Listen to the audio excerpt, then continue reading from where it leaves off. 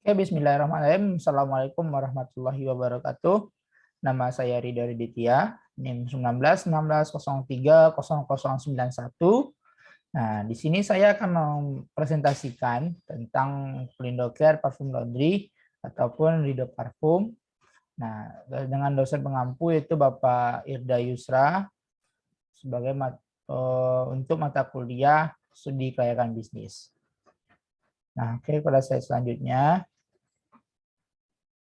Latar belakangnya itu adalah usaha ini adanya karena banyaknya laundry di Kota Padang ataupun Sumatera Barat dan berbagai wilayah lainnya, dan terpikirlah untuk mendirikan suatu usaha parfum tersebut atau parfum ini yang bernama Pelindo Care Parfum Laundry ataupun Ridho Parfum. Nah, jadi awalnya hanya menjual parfum laundry saja, tapi setelah beberapa selang waktu juga kita sudah memiliki banyak pelanggan. Nah, akhirnya kita memenuhi menjualkan deterjen, pelicin, alkalit, softener, dan perlengkapan lainnya agar mampu memenuhi kebutuhan dari konsumen.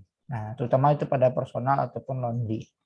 Nah, tapi dalam hal ini bukan suatu hal yang mudah karena kita harus bersaing dengan kompetitor dan juga harus bisa lebih memahami bagaimana konsumen kita yang sudah terlebih dahulu terjun kepada laundry.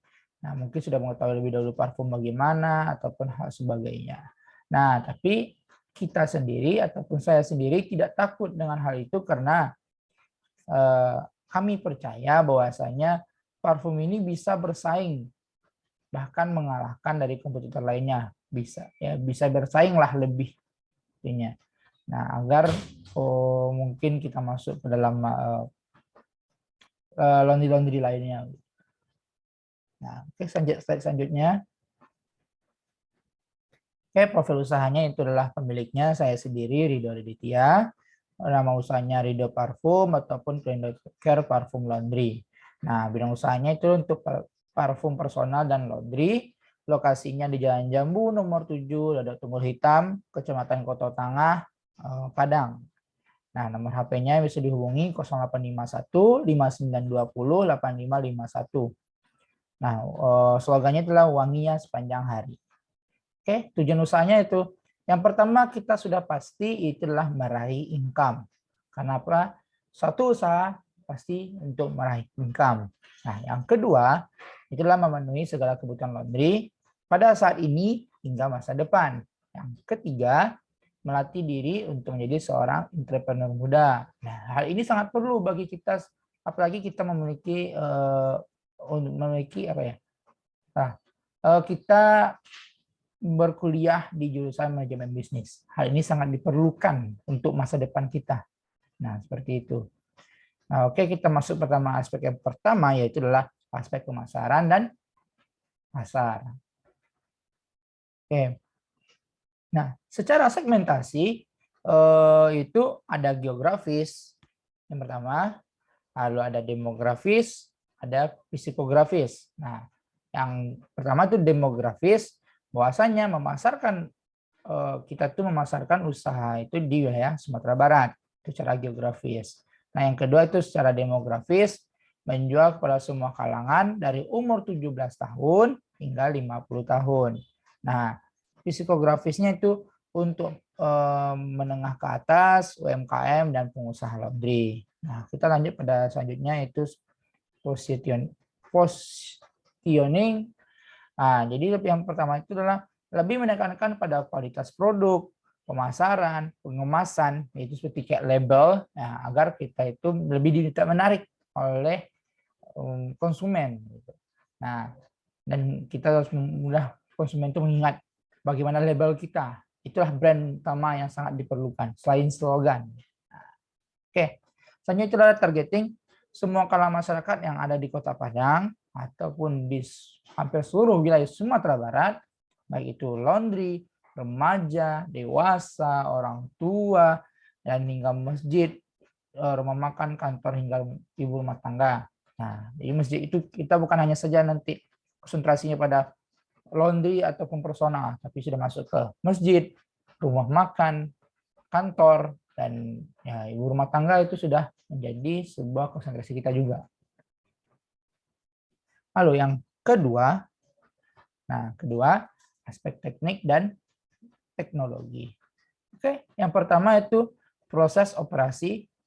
Untuk penjualan saya memulai dengan memasarkan ke konsumennya langsung, lalu ke laundry yang ada di Kota Padang ataupun sekitar tempat tinggal saya terlebih dahulu, lalu melalui WA, nah yang sangat umum lah, IG, Instagram, dan FB ataupun komunitas-komunitas organisasi lainnya. Yang saya kayak punya organisasi A, itu dicoba dipasarkan sana gitu.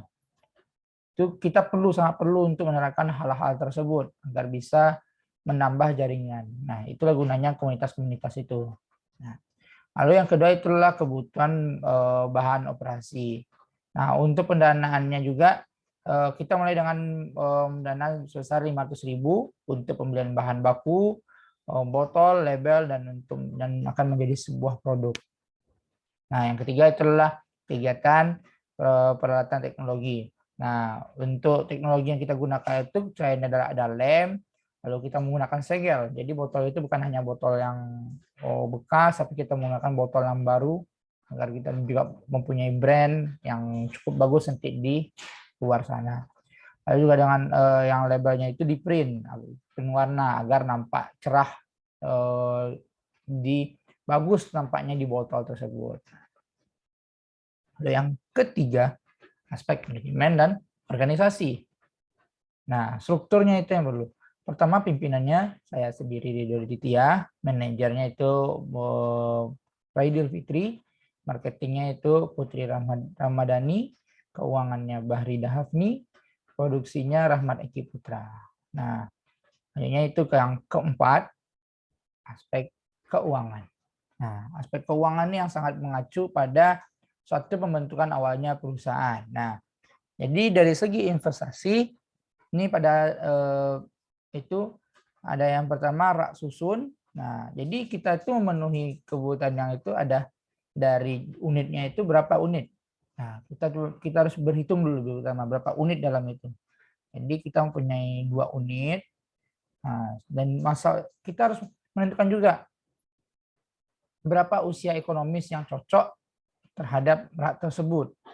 Nah, terutama kan rak ini dalam ruangan. Jadi kita mengasumsikan selama 5 tahun dengan harganya 1,5 juta. Nah, jadi semuanya jumlahnya 300.000. Nah, nilai sisa 20% adalah pengurangannya gitu. Setelah jadi dia itu berapa jadinya? Hanya 600.000.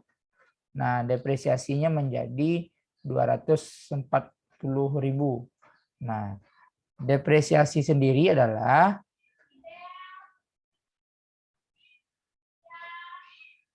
mari kita sama-sama mencari juga. Depresiasi itu adalah penyusutan yang merupakan proses akuntansi dalam mengalokasikan biaya aktiva yang berwujud. Nah, jadi yang ini yang makanya dari susun hingga kendaraan itulah aktiva yang berwujud. Nah, jadi itulah biaya penyusutannya, depresiasinya. Nah, lalu yang kedua itu adalah dari kursi dan meja, ada kursi tamu, alat kantor, keranjang sampah, gelas takaran, corong, kipas angin, handphone, dan kendaraan. Jadi hal-hal itu yang diperlukan untuk mulai dulu pertamanya.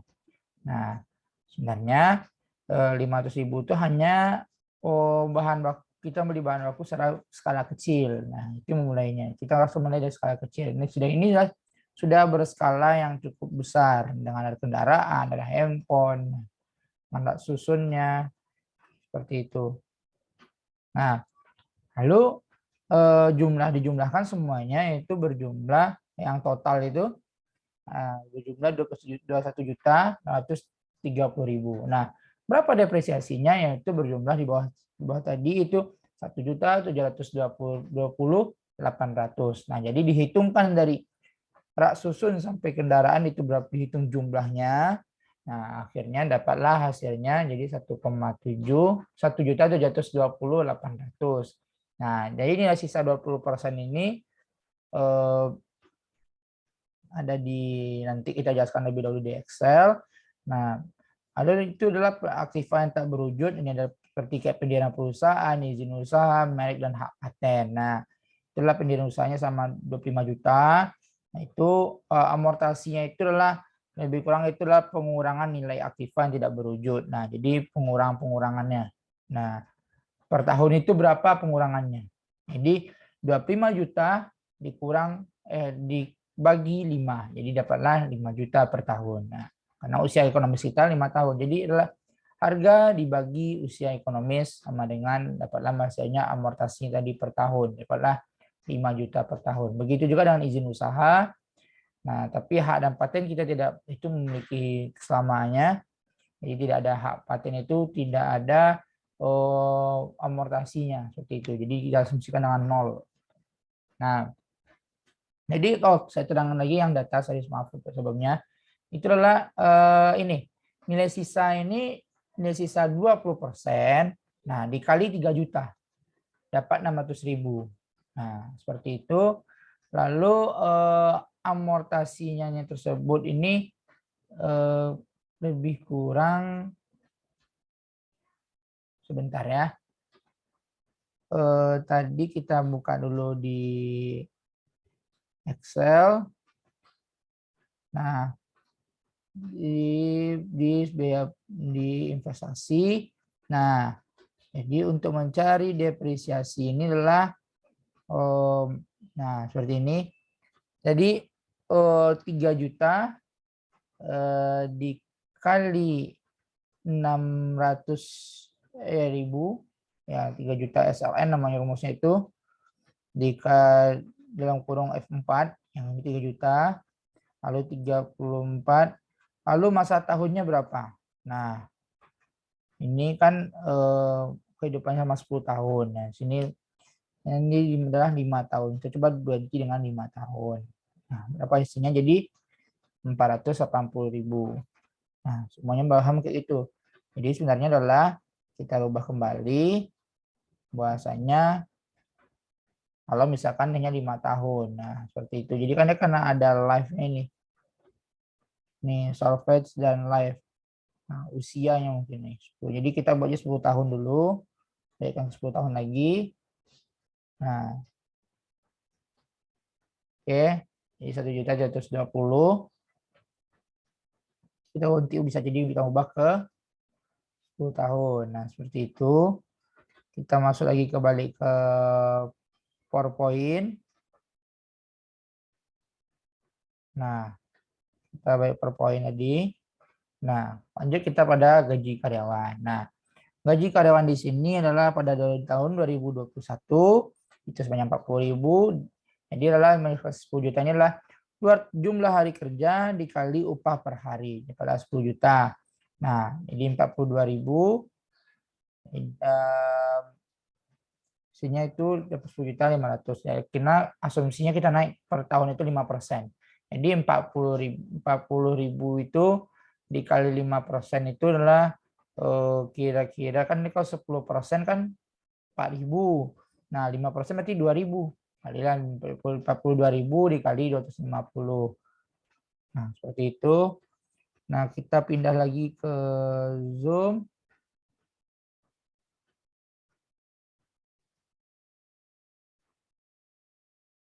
Nah, oke, kita tanya Zoom lagi kembali. Jadi pada tahun 2021 itu sebanyak 40.000 ada dari 250 10 juta. Nah, jadi 250 ini dikalilah 40.000 jadinya hasilnya 10 juta. Nah, seperti itu. Lalu kita punya tenaga tidak tak langsung ada pimpinan, manajer, kabak ini kepala bagian marketing, keuangan dan produksi. Nah, itulah gajinya masing-masingnya. Tahun pertama itu 66.600. Nah, karena itu asumsi cuma naiknya 5%, jadi naiknya kira-kira 3.330.000. Nah, itu naiknya. Oke. Yang selanjutnya yaitu biaya bahan baku. Nah, bisa kembali karena tidak nampak. Nah, biaya bahan baku itu adalah dengan adanya biaya kerja tidak langsung tadi kita gabungkan, masukkan ke dalam biaya bahan baku. biaya tenaga tak langsung itu juga masukkan bahan baku. Biaya bahan baku ini didapatkan dari kita keluar lagi. Nah, kita keluarkan lagi. Kita ganti, bentar kita stop lagi kembali. Kita masih ke screen saja. Nah, kita ganti ke, nah, oke. Jadi biaya produksi ini, biaya bahan baku itu berasal dari itu adalah, nah, C22. Nah, C22 ini adalah dari sini. Ada dari bahan baku. Ini maaf sebelumnya 2023, sebenarnya 2021, ini 2021 dengan 2022. Nah, itu ini adalah banyaknya itu 20 ini dikali kapasitas kita.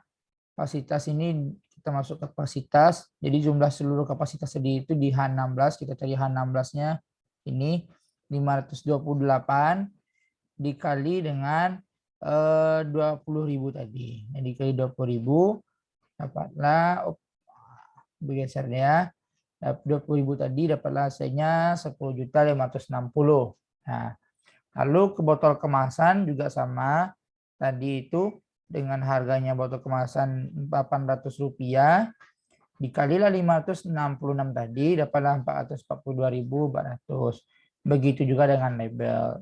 Nah, dari transportasi BBM itu kita sendiri, ekspedisi, lalu ada listrik, ada depresiasi ini berasal dari investasi yang tadi ini 1.720.800. Nah, amortasi itu berasal dari investasi juga yang 6 juta.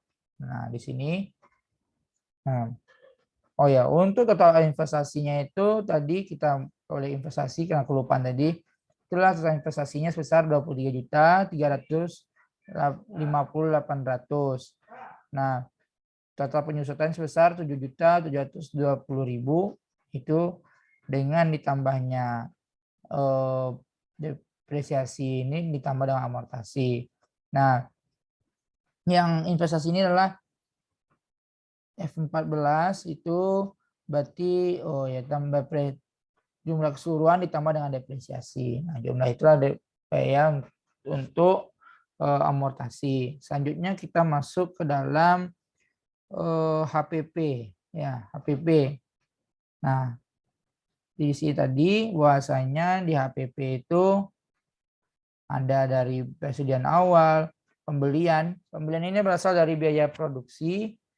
Nah, berasal dari biaya produksi di C5 berarti itulah biaya bahan baku. Nah, lalu ditambah dengan biaya produksi C6 C7 berarti biaya produksi semua ditambah. 10.560 tambah 422.400 ditambah 105.600. Nah, seperti itu pembeliannya akhirnya. Lalu sama dengan biaya bahan bakunya juga. Lalu biaya tenaga kerja langsung tadi berasal dari gaji tadi 10 juta dari sini. Kita HPP lagi. Nah, transportasi berasal dari biaya produksi tadi. Ekspedisi sama, depresiasi, amortasi, pemasaran juga 2 juta, administrasi. Nah, bunga 50 juta. Nah, bunga ini berasal dari sumber dana. Nah, inilah bunganya yaitu berjumlah 50 juta 164.350. Nah, lalu itu biaya tenaga kerja tak langsung 66 juta. Biaya maintenance-nya itu sebanyak 10% dari jumlah investasi. Jadi ini 10% dikali 23.300 ini jadi mana ya? Nih, jumlah 23.350.800. Nah, seperti itu baru udah dikali 10% dapatlah 2.335.080. Nah,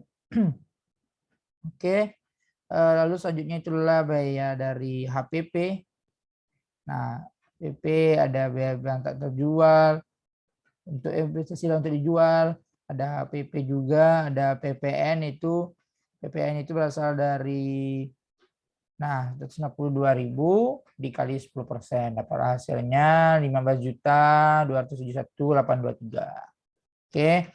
Total HPP-nya dijumlahkan semuanya 15.152.718.230 ditambah 15.231.823. Nah, seperti itu. Jumlah volumenya itu berasal dari tadi kapasitas yang pertama di H16 ini 528 ya, maaf tadi 128. Harga jual produknya itu 167.990.053 dibagi 528 dapat hasilnya 308.163. Nah, seperti itu. Oke, laba ruginya kita balik ke Excel PowerPoint tadi. Masuk lagi lebih dahulu. Terakhir adalah laporan laba rugi. Nah, oke, laba rugi itulah pada tahun 2021-2022.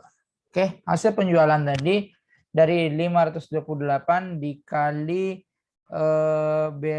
dikali 308 2021. Oke, sama ya. Oke. 308 163 dikali. Nah, pada hasilnya 160 juta tadi. Lalu itu pajak penjualan ya dari 167 ya. 7 juta itu dikali 10%, dapat 16.799.005. Nah, biaya produksi tadi berasal dari biaya produksi tadi ini jumlahnya. Nah, oke. Total pengeluarannya 115 juta. Lalu laba sebelum pajaknya itu dapatkan untungnya ini B4 167 kurang 115 juta dapat 52 juta 072.248. Nah, pajak penjualannya itu dari 52 juta 072.248 ya. Sepertinya ya. Oke, betul. Apalah jadi 5 juta 207.225. Nah, baru dapat dikurangi lah dari B10 kurang B11 52 juta dikurang 5 juta itu dapat 46 juta. Nah, asumsi kenaikannya sebesar 5%. Nah, oke, seperti itu kira-kira penerangan dari saya. Jika ada salah dan kekurangan mohon minta maaf. Assalamualaikum warahmatullahi wabarakatuh.